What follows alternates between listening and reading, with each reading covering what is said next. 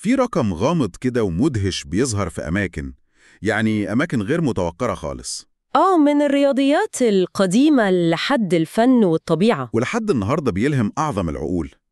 الرقم ده فعلا أثار فضول ناس كتير جدا. خلونا نبدأ باقتباس لماريو ليفيو، هو عالم فيزياء فلكية كتب كتاب كامل عنه. كتاب رائع بالمناسبة. جدا. بيقول بعض من أعظم العقول الرياضية على مر العصور، من فيثاغورس وإقليدس في اليونان القديمة لعالم الفلك يوهانس كيبلر، ولحد شخصيات علمية حديثة زي الفيزيائي روجر بنروز، كلهم أمضوا ساعات لا نهائية في دراسة النسبة البسيطة دي وخصائصها. فعلا. فالنهاردة عايزين نستكشف حقيقة الرقم ده. إيه هو؟ جه منين؟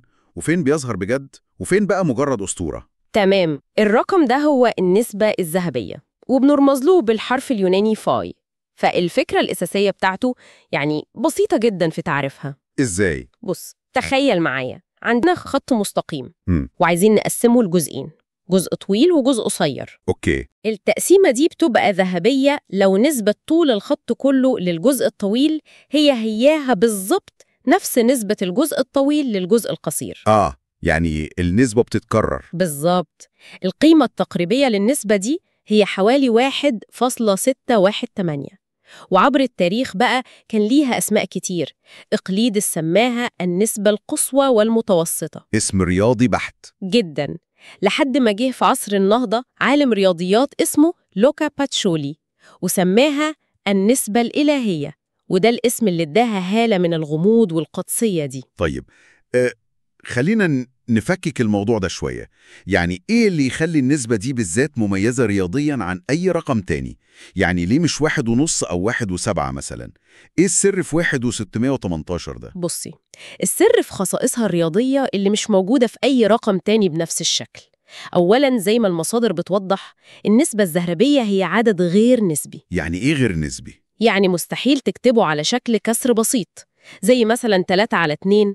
لا، أرقامه العشرية بتستمر للأبد من غير ما تتكرر أبدا. تمام. الخاصية التانية بقى، ودي اللي بتفتح أبواب كتير، إنها مرتبطة بمعادلة تربيعية بسيطة جدا. مربع النسبة الذهبية اللي هو فاي تربيع بيساوي قيمتها زائد 1. فاي تربيع بتساوي فاي بلس 1. دي معادلة شكلها بسيط قوي، بس إيه معناها العملي؟ يعني إيه اللي بيترتب عليها؟ معناها مدهش. تخيل معايا مستطيل ذهبي، يعني مستطيل نسبة طوله لعرضه هي النسبة الذهبية دي. ماشي.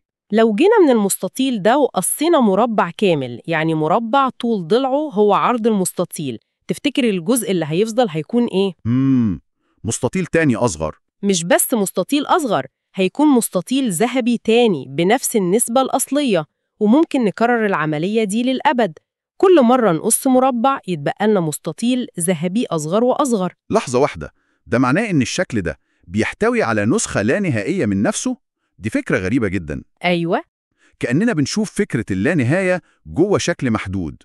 دي فكرة شبه الفراكتالز اللي بنشوفها في الطبيعة. بالظبط، أنت جبت الكلمة المفتاح. الخاصية دي اللي بنسميها التكرار الذاتي هي اللي بتخليها أساس لأنماط النمو الفعالة. إزاي يعني؟ كأن الطبيعة لقت في المعادلة البسيطة دي وصفة للنمو، بتقولها عشان تكبري ضيفي لنفسك نسخة مصغرة من اللي كنتي عليه. ده بيخلق توازن مثالي بين الحفاظ على الشكل والتوسع في نفس الوقت. جميل جدا. فالخاصية دي هي اللي بتخليها تبان مبهرة وفريدة، مش مجرد خدعة رياضية. وفكرة إنها عدد غير نسبي دي لوحدها ليها قصة تاريخية مهمة. في القرن الخامس قبل الميلاد كان في جماعة اسمهم الفيثاغورسيين. أتباع فيثاغورس؟ بالظبط. كانوا مؤمنين إن الكون كله ممكن يتفسر بالأعداد الصحيحة ونسبها. كل حاجة ليها تفسير منطقي بالأرقام البسيطة. لحد ما جه واحد منهم عالم رياضيات اسمه هيبيسوس. القصة دي معروفة. واكتشف إن في نسب زي النسبة الذهبية اللي بتظهر في النجمة الخماسية مستحيل تكون نسبة بين عددين صحيحين. والاكتشاف ده كان صدمة وجودية ليهم، كأن زي ما تقول لفيزيائي النهاردة إن قانون الجاذبية مش مظبوط. ده بيهد الأساس كله. يا نهار أبيض. وده بيوريكي قد إيه الرقم ده كان مثير للجدل من زمان قوي. هو مش مجرد رقم، اكتشافه كان تحدي الفلسفة كاملة. وهنا بقى الموضوع بياخد منحنى مثير أكتر لما نربطه بواحدة من أشهر المتتاليات في الرياضيات، متتالية فيبوناتشي. ممكن تفكرينا بيها بسرعة؟ أكيد. متتالية فيبوناتشي هي أبسط مثال على النمو التراكمي. بتبدأ ب0 و1 وبعد كده كل رقم جديد هو مجموع رقمين اللي قبله. يعني 0 1 1 2 3 5 8 13 وهكذا. تمام. اللي ممكن يكون مش معروف للكل هو الرابط العميق والمباشر بين المتتالية دي والنسبة الذهبية. اللي هو إيه؟ لو مسكت أي رقم في متتالية فيبوناتشي بعد أول كام رقم يعني، وقسمت على الرقم اللي قبله، النتيجة هتقرب أكتر وأكتر من النسبة الذهبية من فاي. طب استني خلينا نجرب. لو قسمنا 8 على 5 النتيجة 1.6. لو كبرنا شوية وقسمنا 13 على 8 النتيجة 1.625. كمل. ولو رحنا الأرقام أكبر بكتير زي ما المصادر بتقول 987 على 610 النتيجة بتبقى 1.6180037. ده شيء مدهش فعلا. العلاقة دي مبهرة رياضياً، بس الأهم إنها بتفسر ليه النسبة الذهبية بتظهر في أنماط كتير في الطبيعة، لأن الأنماط دي غالباً بتنمو بطريقة تراكمية زي فيبوناتشي بالظبط. زي إيه مثلا؟ مثلاً حلزون فيبوناتشي اللي بنرسمه بمربعات أضلاعها هي أرقام المتتالية بيكون شكل تقريبي جداً للحلزون الذهبي. فالعلاقة دي مش صدفة رياضية، دي جسر بين عالم الرياضيات المجرد وعالم الطبيعة الحي. طيب، بعيداً عن النظريات، فين بنشوف النسبة دي فعلا بشكل مؤكد ومثبت علمياً؟ خلينا نبدأ بالهندسة. المثال الكلاسيكي والأوضح على الإطلاق هو النجمة الخماسية، البنتاجرام. لو رسمت نجمة خماسية منتظمة، هتلاقي إن نسبة الأضلاع المختلفة فيها بتساوي النسبة الذهبية. مثلاً، نسبة طول أي ضلع من أضلاع النجمة الخارجية للضلع اللي بيحدوه جوه الخماسي الصغير اللي في النص هي فاي، كلها بتقسم بعضها بنفس النسبة. هي فعلاً مصنع للنسبة الذهبية. وده مثال قديم جدا من أيام الإغريق. هل في اكتشافات أحدث؟ في اكتشاف حديث ومهم جداً عمله الفيزيائي روجر بنروز في السبعينات، وهو فسيفساء بنروز. أنروز تايلينج. بالظبط. ده نمط مدهش مكون من شكلين بس من المعاينات. لما بترصهم جنب بعض بقواعد معينة بيغطوا سطح لا نهائي من غير ما النمط يكرر نفسه أبداً. نمط لا يتكرر؟ أبداً.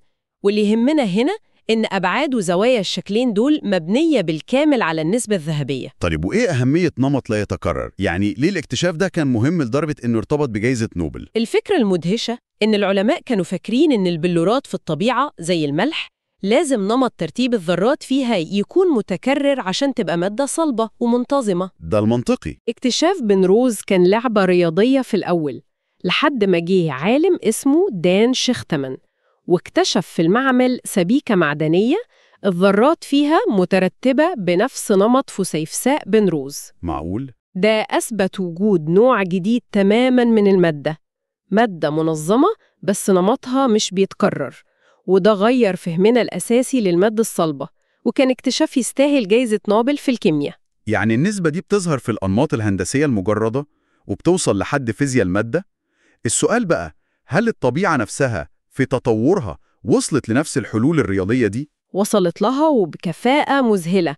واحد من أقوى الأمثلة هو اللي بنسميه تنسيق الأوراق أو فيلوتاكسيس. اللي هو إيه؟ ده العلم اللي بيدرس ترتيب الأوراق حوالين ساق النبات أو ترتيب البذور في زهرة عباد الشمس. بنلاحظ أن الأوراق الجديدة بتطلع بزاوية معينة بالنسبة للورقة اللي قبلها. الزاوية دي غالباً بتكون قريبة جداً من الزاوية الذهبية اللي هي حوالي 137.5 درجة. وإيه الحكمة من الزاوية دي بالذات؟ ليه مش 90 درجة أو 180 مثلاً؟ الحكمة هنا عملية جداً. الزاوية دي هي الحل الأمثل رياضياً لمشكلة فيزيائية، اللي هي إزاي النبات يرتب أوراقه عشان كل ورقة تاخد أكبر قدر من ضوء الشمس من غير ما الأوراق اللي فوقيها تحجبها. لو الزاوية 180 الأوراق هتطلع فوق بعضها في خطين، لو 90 هتطلع في 4 خطوط. وهيخسروا شمس كتير. بالظبط. لكن الزاوية الذهبية عشان مرتبطة بعدد غير نسبي بتضمن إن مفيش ورقة هتطلع فوق ورقة تانية مباشرة أبداً، فبتحقق أفضل توزيع ممكن. سبحان الله. ونفس الفكرة بنشوفها في بذور زهرة عباد الشمس، مترتبة في حلزونات، وعدد الحلزونات اللي بتلف يمين وشمال غالباً بيكونوا رقمين ورا بعض من متتالية فيبوناتشي زي 34 و55. يعني هنا النسبة الذهبية مش مجرد صدفة جمالية، دي نتيجة لعملية تطورية وصلت لحل أمثل لمشكلة حقيقية. تمام. لحد هنا الأمور واضحة ومثبتة، بس خلينا ندخل في المنطقة الجدلية. السؤال الأهم، ماذا عن البارثينون في أثينا وأهرامات الجيزة والموناليزا؟ كل المصادر بتربطهم بالنسبة الذهبية. هل الكلام ده صح؟ هنا بقى لازم نفرق كويس قوي بين الادعاءات المثبتة والأساطير الشائعة. في أمثلة مؤكدة لاستخدام متعمد للنسبة دي. زي مين؟ المعماري السويسري الشهير لو كوربوزيه في القرن العشرين استخدمها بشكل صريح وواضح في نظام قياسات ابتكروه وسماه المودولور. هو بنى النظام ده عشان يحدد نسب المباني بناء على أبعاد جسم الإنسان المقسمة بالنسبة الذهبية. يعني هو قال كده بنفسه؟ قال ووثق ده. وفي كمان الفنان سلفادور دالي استخدمها بوضوح شديد في لوحته الشهيرة سر العشاء الأخير. دي واضحة قوي فعلا. أبعاد اللوحة نفسها مستطيل ذهبي، والأهم المشهد كله بيحصل جوه مجسم ضخم شفاف له 12 وجهاً اللي هو الدودك هيدرون، وده مجسم كل أبعاده مرتبطة ارتباط وثيق بالنسبة الذهبية. ففي الحالات دي الموضوع مش تحليل، ده استخدام واعي وموثق. بالظبط. طيب نرجع للادعاءات الأشهر والأقدم، البارثينون والأهرامات. هنا الموضوع مختلف تماماً. بالنسبة للبارثينون والأهرامات، القياسات الفعلية للمباني دي لا تدعم الادعاءات دي بشكل قاطع. يعني إيه؟ يعني ممكن تلاقي نسب قريبة لو دورت عليها كويس قوي، ولو خدت القياس من الحتة الصح وتجاهلت الحتة التانية. بس مفيش أي دليل تاريخي أو أثري بيقول إن الإغريق أو المصريين القدامى استخدموا النسبة دي عن قصد. طب ليه؟ اللي بنعرفه عن رياضياتهم خصوصاً المصريين كانت بتعتمد على الأعداد الصحيحة والكسور البسيطة. فكرة عدد غير نسبي معقد زي فاي كانت غريبة على فكرهم المعماري. وماذا عن ليوناردو دافنشي؟ الموناليزا، الرجل الفيتروفي، دي أشهر الأمثلة اللي بتتقال. دي يمكن أكبر أسطورة منتشرة عن النسبة الذهبية. مفيش أي دليل على الإطلاق في كتابات دافنشي الخاصة أو ملاحظاته الكثيرة يدعم فكرة استخدامه للنسبة الذهبية في لوحاته. خالص؟ ولا أي حاجة.